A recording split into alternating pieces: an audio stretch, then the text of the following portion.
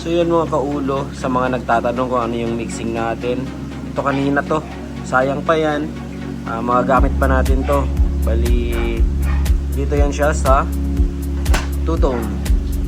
Ito, yung gamit natin. Dasal na Latin. Sinong gawa yan, oh? Yan yung gumawa. Idol. Tas ito. Yan. Yan po yung gamit ko mga kaulo. Yan dalawang yan. Ang ginagawa ko ay ganito. Ito nga pala yung ano. Gamit ko na food. Todsakan. Mga ingredients niya, yan. Crude protein. Meron siyang 41%.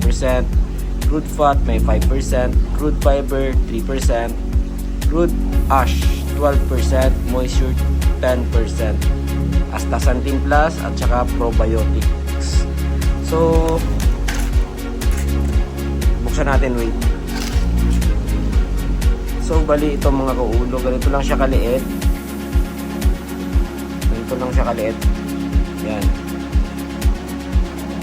Pero kompleto Ricardos dito lahat sa pellet na to, yung mga ingredients. So yan. Ganyan lang siya kaliit. So bali nilalagay ko lang dyan. Yan.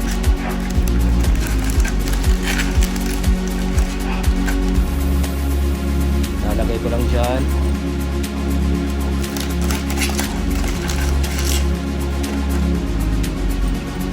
Yan. Kulang ka. Yung pag ano na, pag okay na siya, pag tama na yung dami niya para sa ano binibigay nating flower horn, okay na yan. Meron kasi ako mga flower horn na two-tone dito. So bali ano, ito yung binibigay ko sa kanila.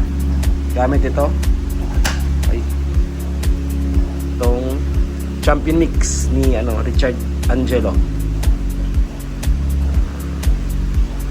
Optimize cook's potential, improve fish deportment with probiotic na rin pala to for better digestion, improve overall color, improve pearls, and meron din siyang multivitamins. Kaya ito yung gamit natin mga kaulo. Yan. Ihalo lang natin dyan.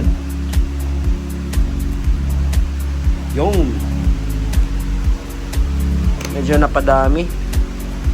Dagdagan natin ulit ng pellet.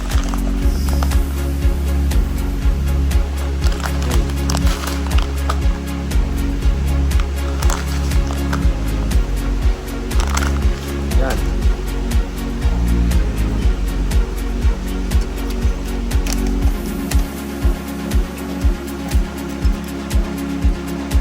Ito na siya. Ito yung kinalabasan niya mga kaulo.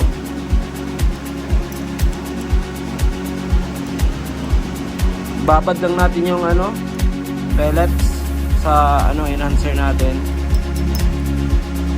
Yan. Tapos lagyan natin ng ginagamit ko na PCBit Plus. Napatak-patak ko lang dyan. Tapos, mekos-mekos na natin yan minsan. Yun. So, bali ganito na siya kaulo. Yan. Antay lang natin mamaya ma-absorb ng pellets yung enhancer. Alright, tapos yan. Papakain na natin dyan sa mga alaga nating mga flower horn. Ng mga tuto natin ng mga fish. Tulad nito, ginugroom natin. Gamit yung ano, yung two-tone. Itong Radiant. Yan.